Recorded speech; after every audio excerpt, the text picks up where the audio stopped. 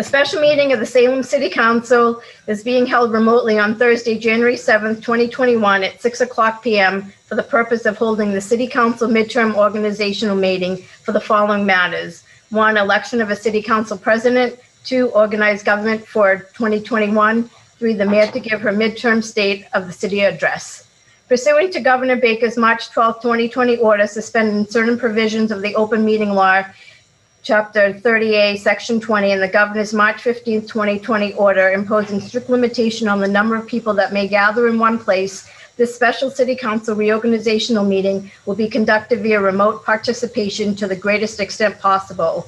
Specific information and the general guidelines for remote participation by members of the public and/or parties with a right and/or requirement to attend this meeting can be found on the city's website at salem.com. No in-person attendance of members of the public will be permitted, but every effort will be made to ensure that the public can adequately access the proceedings in real time via technological means. In the event that we are unable to do so, despite best efforts, we will post on the city's website an audio or video recording, transcript, or other comprehensive record of proceedings as soon as possible after the meeting.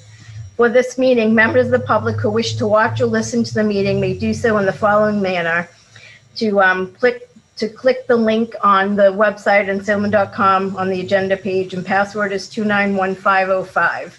Or you can go to the website link zoom.us/join and enter the webinar ID number 852-4784-5416, followed by the meeting password above if directed to do so.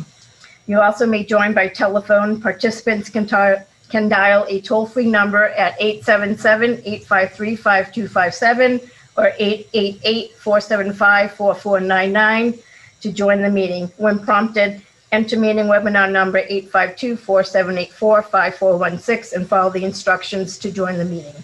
You may also watch the meeting live on SATV on channel 22, and we are also streaming live on Facebook. So again, welcome everybody. Good evening. This is a special meeting of the City Council being held for the purpose of reorganizing city government for the year 2021.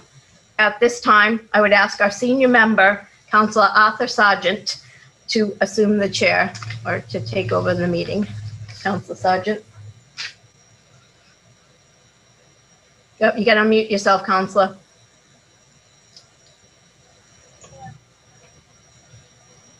Yep.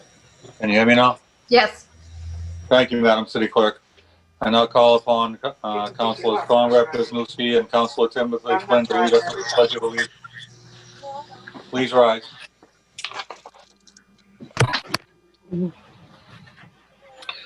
I pledge allegiance to the flag of the United States of America and to the republic for which it stands, one nation, under God, indivisible, with liberty and justice for all. Please be seated. Thank you, Councilors Wisniewski and Councilors Flynn.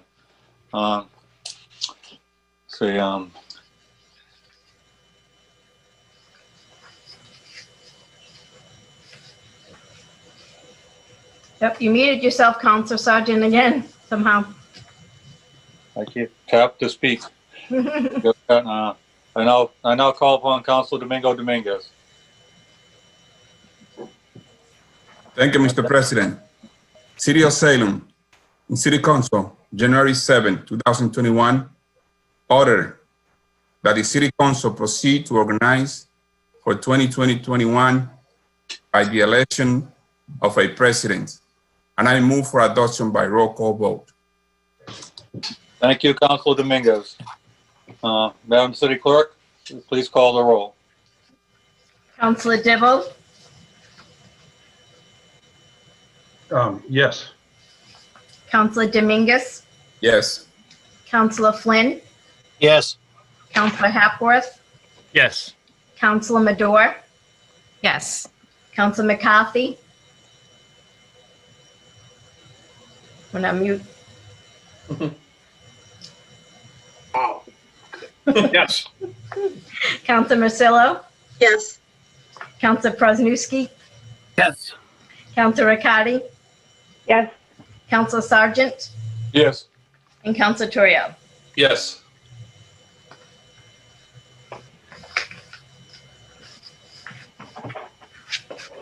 Thank you. On the motion to organize for 2021 by the election of a president, 11 councilors voting, 11 in the affirmative, 0 in the negative. The matter carries. I now recognize Councilor Robert McCarthy. Thank you, Mr. President. I have the great pleasure to nominate the councilor from Ward 2, Christine Medore, to the office of President of the Salem City Council. Thank you, Councilor McCarthy. I second the nomination. Thank you, Councilor Toriel. Councilor Dibble. I move that the nominations be closed. Thank you, Councilor Dibble. All those in favor of closing the nominations? All those opposed? 0. I now state that I asked the city clerk, did you see 11 hands rose? Because I can't see all 11 people. Yes. Okay, 11 in the affirmative, 0 in the negative. The matter carries. Madam City Clerk, will you please call the roll for City Council President for the year 2021? Counselor Dibble. Mr. President, if I may, I believe that this is a year, an odd year, that we do it in reverse. So that's why the city clerk stumped me a few seconds ago. The roll call is supposed to be in reverse alphabetical order. Actually, on a reorg, it's just alpha before we change the position. So, but Counselor, sorry about that, Counselor Dibble. I should have given you a heads up. Councilor Medore.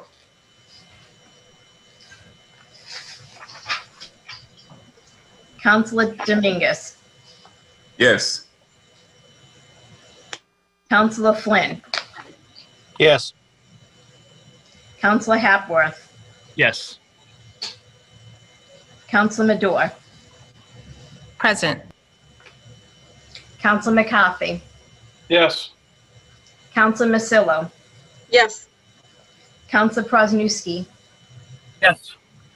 Counselor Riccardi. Yes. Counselor Sargent. Yes. And Counselor Toriel.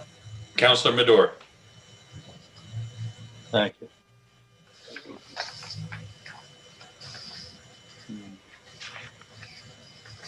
Counselor Sargent. Yes. Thank you, Madam City Clerk. I'd like to call on Councilor McCarthy to ask to make the vote unanimous, please. So moved, Mr. President. I move that the vote be declared unanimous. On the motion of Councilor McCarthy, all those in favor? All those opposed? I'm sure the ayes have it. Yes. Okay. Okay. It gives me great pleasure to declare Christine Medore to be elected the City Council President for the year 2021. Historically, at this time, when we're in the council chambers, 2 councilors escort the newly elected president to the podium. Although we cannot be in chambers tonight, we'll still carry on that tradition. So I now announce Councilor Patricia Masillo and Councilor Megan McCarty to escort the newly elected president, Christine W. Medore, to the chair, please.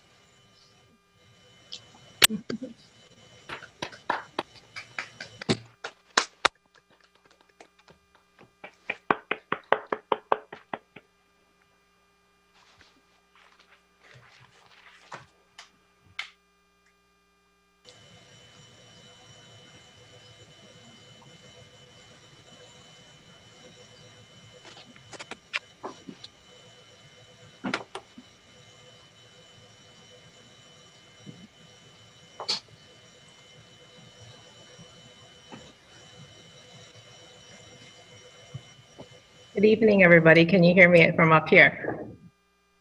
Looking good. Great. Good evening. First, thank you to my fellow members of the council for entrusting me to be your president this year. Under normal circumstances, this council chamber would be abuzz with our family, our friends, and colleagues to celebrate the start of the new year and plan for the work ahead. But we are here today in a different format with a background of the tremendous loss of life and suffering that our city and country has endured over the past 10 months. My heart goes out to those who have lost loved ones in this pandemic. I'd like to recognize other elected and city officials who have joined us virtually this evening. Senator Joan Lovely, Representative Paul Tucker, Mayor Kim Driscoll, and I see the former Police Chief Mary Butler has joined us as well. And last but not least, our former city councilor from Ward 3, Lisa Peterson, has kindly joined us all the way from Germany. The fact that we are still able to gather today is a testament to the resiliency, ingenuity, and hard work for everyone here at City Hall. To our outgoing council president, Councilor Bob McCarthy, who had never heard of Zoom prior to March 15 of last year, your leadership helped us navigate uncharted territory effectively. On behalf of our colleagues, thank you. Our city clerk, Eileen Simons, and assistant city clerks, Maureen Fisher and Rochelle Sport. Their tireless work kept the city council running without skipping a beat.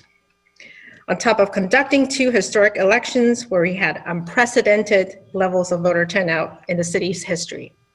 On behalf of the city council, thank you. I'm grateful for the mayor continuing to lead the city staff work in response to the pandemic to keep our community members safe, on top of all her existing duties. Over the past 10 months, we recognized there were many difficult decisions that had to be made with less than ideal outcomes. But as a city, we have fared better than many others in our region on several fronts as a result of your leadership. Thank you, Mayor. To our first responders and frontline workers in public safety, healthcare, schools, and our business community, we deeply appreciate you for stepping up to the challenge and for your sacrifices to protect public health, keep food on our tables, our goods moving, and our children learning. Because of you, the word essential now holds a different meaning. Lastly, I would not be here to accept my new responsibilities as council president without the many sacrifices and support of my husband, Rob, and my family. As elected officials, we all learn too well that our families lend us to the community that we serve. In addition to my husband, I'd like to thank the families of my fellow councilors for sharing us with the city we care so deeply about. Well, I would have loved to be here in council chamber with all of you. The industrial spirit of our community over the past year drives my optimism that better days are coming and we will see each other soon. The events of the past year have introduced and redefined our vocabulary. Social distance, quarantine, remote, and most of all, normal. In normal times, we saw that equal actions of individuals do not have equal consequences because of their skin color or place of origin. During the pandemic, we saw that our shared suffering did not lead to equal impacts. As the legislative body of the city, we must aim to face the inequities of our systems and work to dismantle them in our policymaking. We must strive to play a role in the arc that bends toward a more just future and lay the groundwork for a new and better normal. We have the next 12 months to tackle this. We can start by expanding housing opportunities so that everyone has a healthy, comfortable home. The essential workers who put their health and lives at risk to pour our coffee, cook our food, teach our children, and tend to our sick deserve the option to live in the community they serve, regardless of their income and origin. Further, we have the power to break down policy barriers and build a stronger foundation so that our business community has the best chance to recover from this economic crisis and continue to thrive. There will be times when we differ, but in this moment of history, where our citizens are still feeling shaken by the insurrection and attack on the highest levels of our government just yesterday, It is more important now than ever for this body to lead by example. We must agree to ground our work in facts and truth, be respectful in our disagreements, but never be disagreeable. As a body, we will serve the citizens of Salem well if we have productive dialogue to drive consensus, rather than embolden narratives that seek to divide us. We all play for the same team. We must work even harder to govern with empathy, to appreciate and uplift experiences and voices that are different from our own, especially those that have been historically disenfranchised. As a first-generation Asian American immigrant, I know firsthand the feeling of being an outsider in rooms and spaces like this one.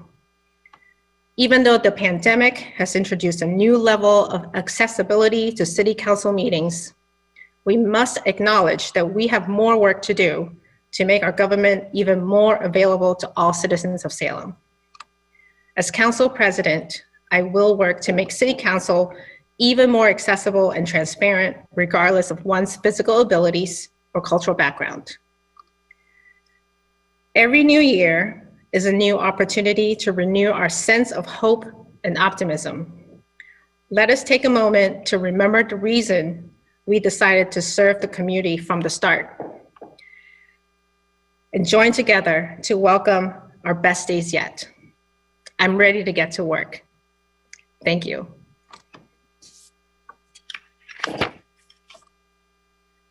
I can't hear you, but I can see you. I now recognize Councillor Ty Hapworth.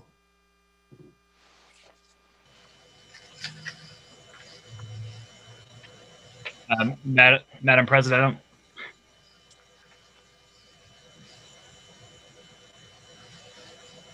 Councillor Hapworth. I don't have something on the agenda. I apologize. I think I'm lost with this. Councillor Hapworth. Your agenda in front of you. Councillor McCarthy. Thank you, Madam President. I'll take it if that's okay. I have my agenda in front of me. Thank you, Councillor. Please go ahead. City of Salem, the City Council, January 7th, 2021, ordered that the rules and regulations of the City Council for the year 2020 be adopted as the rules and regulations for the year 2021, and that the same be suspended for this meeting, and I move for adoption by roll call vote. Thank you, Councillor McCarthy. Madam City Clerk, would you please call the roll?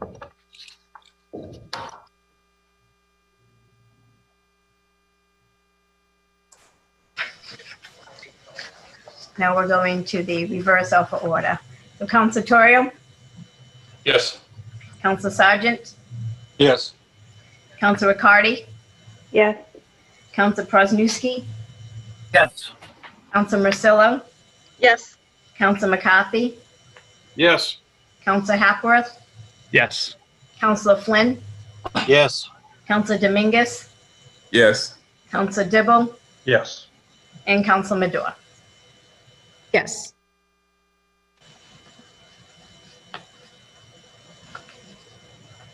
On a motion that the rules and regulations for 2020 be adopted for 2021, 11 members present, all voting in the affirmative, the matter carries.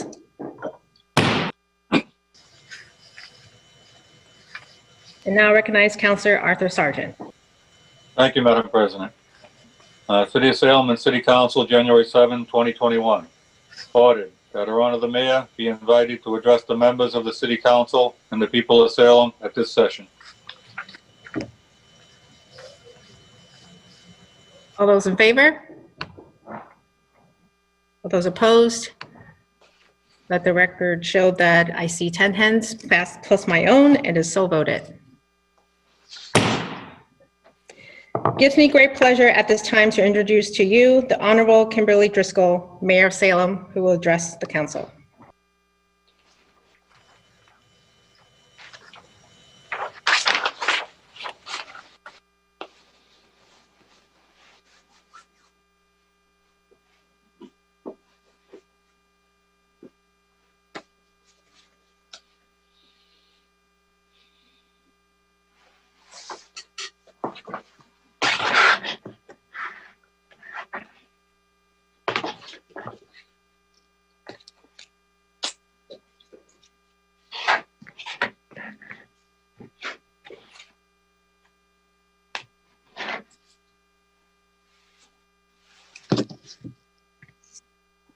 Mary, you're on mute, just remember.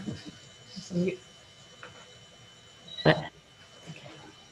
I was just thanking Councilor Madore and congratulating her and thanking her for allowing me to use her computer for this State of the City address. So it's a pleasure to be with all of you, honorable councilors, fellow Salem residents, and certainly Representative Tucker and Senator Lovely, both of whom have had really long nights. And we're very grateful for your hard work these last several years, but certainly the last probably 72 hours. I feel like the legislature has really done amazing work that's going to help our community and several communities in the Commonwealth. So thank you for that.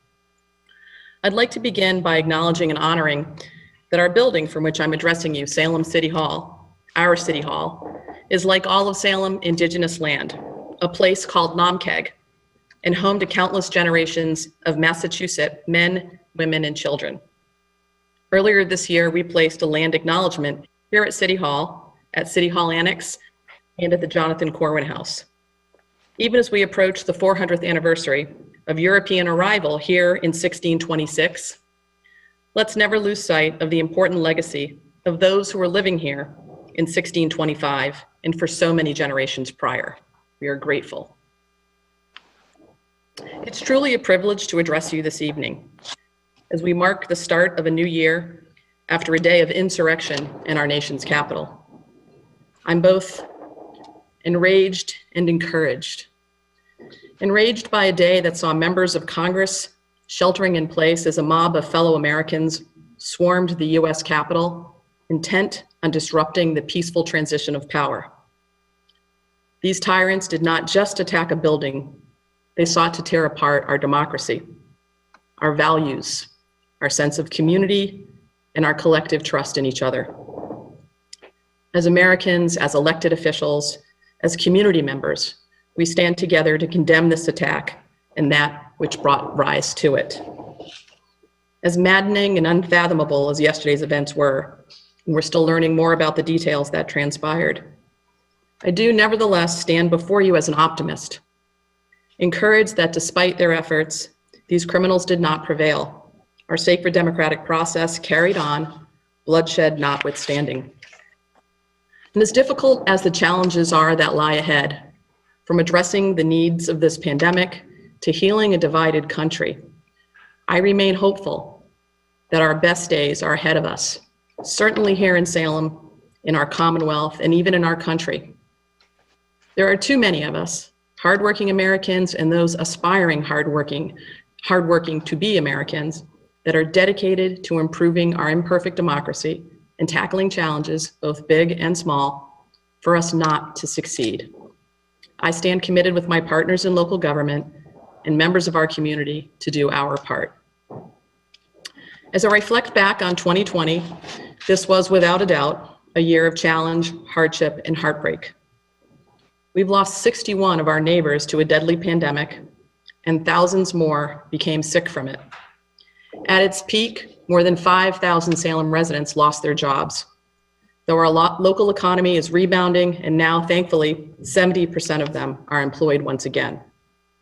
Despite the months of difficulty, however, Salem has proved itself as resilient as ever. This may be a time without precedent, but it's not a time without hope. The strength and compassion of our residents, our small business owners, our nonprofit partners, and our own city and school employees are pulling us through. The number of vaccinations in our community are increasing every day, and with that, so too is the anticipation for an eventual end to this pandemic. Nearly 900 residents have been vaccinated to date, and starting Monday, we'll broaden that to include our first responders. Last week, the number of new vaccinations outpaced the number of new COVID cases, and we're not going to let up on that pace. Salem's response to COVID has been based on science, on data, on prioritizing the health and safety of our residents and our employees. In many respects, our community was a pioneer in the effort to slow the spread of the virus. We were one of the first municipalities to use wastewater surveillance monitoring, to fund our own resident community testing program, and to provide weekly surveillance testing to our schools, first responders, and essential city employees. We were willing to make the hard calls based on evidence when it came to deciding when and how quickly to reopen or temporarily close down certain aspects of our local economy. And while we always prioritized public health over public wealth, Our economic recovery and support efforts have been so strong and consistent that many other cities and towns modeled their own similar work on what we have done here in Salem. A sincere thank you and tip of the hat to our hardworking city and school employees who have done so much, from opening streeteries, setting up test sites, embracing online schooling, in-person instruction, and hybrid schedules all at the same time. Everyone has taken on more than their normal job requirements, and I'm truly grateful for your dedication to our community. Even though responding to COVID has absorbed so much of our time, energy, and resources this past year, we still have an obligation to remain focused on those issues that existed before COVID, and that will continue to face us after this virus is gone. Housing, economic growth, food and job security, better transportation options, these issues didn't go away during COVID. Now, some might say maybe we shouldn't be talking about these things because there's a pandemic, but we also can't let fear freeze us or distract us. In fact, it's that very pandemic that has laid bare where our community's needs are greatest. From food security to eviction protections, from small employer assistance to the digital divide, from safer multi-mode transit choices to healthy school buildings, from racial equity to rental assistance. COVID didn't make these needs less important or less timely. It pulled the curtain back on what work we still need to do to make Salem a safe and welcoming city for everyone. Throughout our nearly 400 years, our community has always been the lighthouse on the shore, a beacon guiding generations of immigrants and workers and families to the promise and opportunity of a better life. Planters, sailors, tanners, teachers, those who loaded and unloaded the ships and those who captained the vessels, entrepreneur and essential workers alike. They all have built our community. And just like in prior years, today's entrepreneurs and essential workers both have a need and a right to live in Salem. And when they do, our community is better for it. That's why 2021 needs to be the year we work together in a meaningful way to address the cost of living in Salem. Many families, whether they're new to Salem or have been here for generations, are rapidly being priced out of our city. It's time for real action on housing. I can already hear those sighing. There she goes again on housing. Well, here's why I think it's important that we talk about it. Today, 126 kids in our schools are homeless. Today, close to 1 of every 3 Salem households is paying more than 30% of their income to keep a roof over their head. 1 out of 3 households. Today, for every 4 low-income families living in Salem, there's 1 affordable unit to meet their need. And what have we as a community done about it? A measure to require affordable units in new housing was rejected last year. A measure to allow 100% affordable accessory units on existing properties was rejected last year. We finally, after rejecting it, passed a measure to allow vacant Catholic school buildings to be used for affordable housing. But those units won't be online for many years, and it took us just over a year to set up the permitting process to allow it.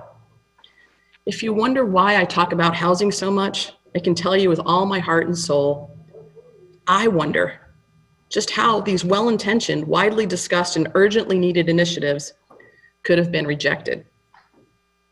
We will not walk away from these initiatives. We will continue to work harder on these proposals and others until we've made a bona fide progress in making housing in our community affordable to more of our residents. And to be clear, this should not and cannot be a duel between market rate housing, which continues to rise in value, or subsidized housing, or workforce housing. The truth is we need a mix of people living in Salem to support a vibrant economy. That means we need housing for people who have expendable incomes to support downtown shops and restaurants and institutions, and housing for folks who work in those places, as well as for those who don't have a roof over their head and unfortunately can find themselves sleeping in the doorways of those places. The Salem I fell in love with recognizes that we are better when we work together to meet the needs of all the people who live here. It's important to note that we as a municipal government don't own much of the property that's developed. Frankly, we don't build housing as a city, but we can shape what private property owners build on their land. We can support nonprofit housing that's more affordable, but only if we have the willingness to step forward, to be part of finding a constructive solution, to say, yes, we need housing and we need these policies to shape what gets built here. Now that the state legislature has passed the Housing Choice Bill, and again, thank you to both Senator Lovely and Representative Tucker, who have been supporters of that, I think, since the beginning that bill was filed. It's certainly, now that that has passed, is my intention to refile the accessory dwelling unit ordinance in hopes of garnering council support for creating these smaller, more affordable dwellings that can exist within our existing housing infrastructure. This is a proven housing tool that works. Over the next few weeks, we'll be working with our Affordable Housing Trust Fund Board to examine a community land trust model. This last year, we've studied opportunities to leverage existing city or publicly owned land for new housing construction. Some of these options may be feasible and that work will continue, but even with all cylinders on go, galvanizing the funding, the tax credits, and the permits to move forward is still likely years away, if ever in some instances. A community land trust is a model with which existing housing can be acquired, made available in a shorter term at more affordable rents for those in need, and preserved permanently as affordable units for our community. While the full details of this concept still need to be worked out, community land trusts have functioned successfully in other cities and may offer a quicker way to get local families into units they can afford. We don't have years and years to wait to solve this problem, as this pandemic has plainly illustrated. This crisis is real, it's happening now, and it's multi-layered. When rents and prices rise, values rise. And as values rise, so does the burden on existing homeowners. Nobody wants their property to drop in value, but nobody likes it when increasing values tax assessments, when increasing values cause tax assessments to increase too. I get that. But let's be clear about this. We can't have it both ways. We can't say we want to bring down the cost of housing for Salem residents, but then block policies to require or incentivize affordable housing. We can't claim we want to reduce tax burdens on Salem homeowners, but oppose reasonable opportunities for growth, which shift the burden from those very taxpayers. While we always would like it to be lower, the average tax bill increase in the last 16 years was half of what it was the 16 years before that, before I came into office. So how did we manage? And I mean we, this is a collective effort managing the city's finances, the city council and the administration. How did we manage to stabilize property taxes to that extent? We professionalized the way the government operates. We bid contracts, used technology, pursued regionalization, and secured grants, a lot of grants. But the single greatest reason we've been able to rebuild our stabilization funds, hold the line on taxes, and earn the highest bond rating in our city's history is one simple word: growth. Responsible growth brings homes, both for people who live here now and for those who dream about living here. It brings jobs and economic expansion. And it brings reduced property tax increases for those already living here and paying taxes. That's important in a city that is home to so many regional nonprofits, universities, courthouses, institutions. They're wonderful amenities in our community, important institutions, but they don't contribute to our tax base. They contribute in other ways. If you want to do something about the cost of housing for renters and homeowners alike, we can reduce demand or right-size supply. In the last 10 years, we've invested in our parks, open spaces, and improving roads and sidewalks. We've supported public safety personnel and equipment and worked to strengthen our public schools. We've funded climate resiliency and energy reduction measures, historic preservation, and a diversity of recreational programming for youth, seniors, and families. We could curtail that kind of investment in our community, and perhaps that would lessen our desirability, but I don't think that's what anyone wants. We want more of those programs. We want more of those fundings. We want more of those investments. We could build a wall around Salem and not let anyone else in, make it impossible to build anything new. But that's not the kind of community we've ever been. So, by the most basic rule of economics, supply and demand, if we want to stabilize prices without reducing demand, we must right-size our supply. That doesn't mean we build anything anywhere, but nor does it mean we build nothing. And this isn't just about people who hope to live here, it's about the people who do live here. The senior who wants to downsize to single-floor living with an elevator here in the community where he or she grew up, the young couple trying to upgrade to a larger home so they can start a family, or a renter saving for their first home ownership opportunity. The frontline worker who can't find an apartment to rent in Salem, but has a job they want to live nearby too. Salem is as much their home as it is ours. And if we value the diverse nature of our community, a place where people of different incomes, backgrounds, races, and religions can all feel at home, then we have a responsibility to ensure that we're doing all that we can to maintain that community character. We can't really claim that Salem is for everyone unless we're willing to work to achieve that. And so much of that is tied to being able to meet our community's housing needs. In addition to housing, being an inclusive city also requires attention and work. This past year, we launched the Race Equity Task Force, joined the National Government Alliance on Race and Equity, continued our efforts to achieve Welcoming City certification, wrapped up year 4 of the Salem for All Ages initiative, advanced work on our ADA transition plan, and for the 6th year in a row, earned a perfect 100 score from the Human Rights Campaign's Municipal Equality Index. While all these efforts are important and worth celebrating, they don't mean that our work is over. Far from it. The efforts of the Race Equity Task Force, for example, are only beginning. Welcoming City certification is not in hand yet. There's loads to do to fully achieve ADA compliance, and we should continue to strive to earn the Municipal Equality Index 100 score every year. Doing that, however, means acknowledging some hard truths about systemic injustices in our community, in our Commonwealth, and certainly in our country. Here in Salem, in the year ahead, we will be launching a minority-owned business procurement policy for city contracts and purchasing. We'll continue our efforts to appoint and hire people from a diversity of backgrounds to better and more fully represent the demographics of our residents.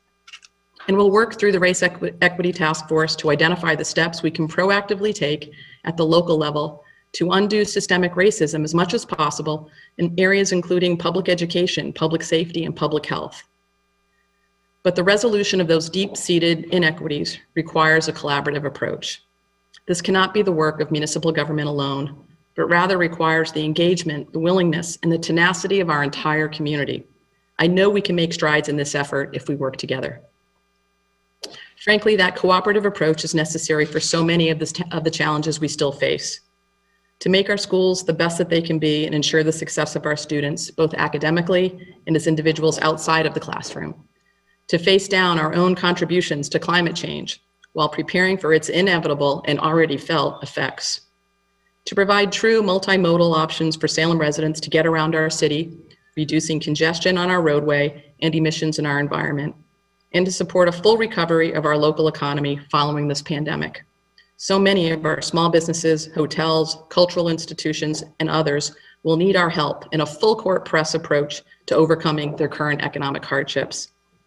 All of this work is ahead of us. So let's make 2021 the year of progress and accomplishment. Let's leave behind any petty political games more suited to Washington, D.C. than 93 Washington Street. Our opponents are not each other. They are the challenges we collectively face as community leaders. Whether it's the day-to-day work on answering constituent calls and questions, or the long-term work of planning and making real a better city for future generations of Salem residents. I know we're all up to the task. In 1970, former Mayor Sam Zoll, amazing human being, we were lucky to have him as our mayor. In his annual address to the city council, he remarked as follows: I urge those vested with the responsibility of improving the quality of life in the city of Salem to resist the orthodoxies which constitute barriers to responsive government. In a time when crucial innovations must be undertaken in every segment of municipal operation, public officials must not be merely critics of the existing city, but be visionaries of a better one. I invite us all to join together as visionaries for a better city. Salem is a special place. As I look out at all of you, not all of us were fortunate enough to be born here. Something brought us to Salem. In my case, it was going to college. In others, it was work, or perhaps an affordable place to live. But all of us share a common love of this city. It is a special place. Our city, though, is not a fragile relic under glass. Rather, our city is vibrant and evolving and dynamic, and it's connected to our history, yes, but it's not stuck there. Our values may be rooted in our past, but our aspirations, our hopes, those belong to Salem's future. Let us be strengthened in our commitment to getting this important work done. As we turn the page on 2020, a year like no other, and together ensure that Salem is a city that belongs I'm sorry, and together ensure that Salem is a city that belongs to and works for everyone. That is my greatest hope for the new year. Thank you, and I wish all of you and all Salem families a healthy, happy, prosperous 2021. Thanks so much for your time and for your commitment to our community.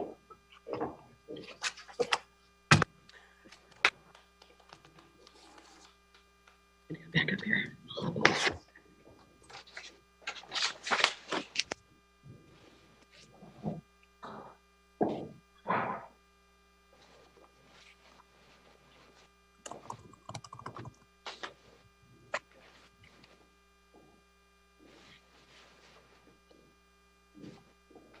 Thank you, Mayor Driscoll.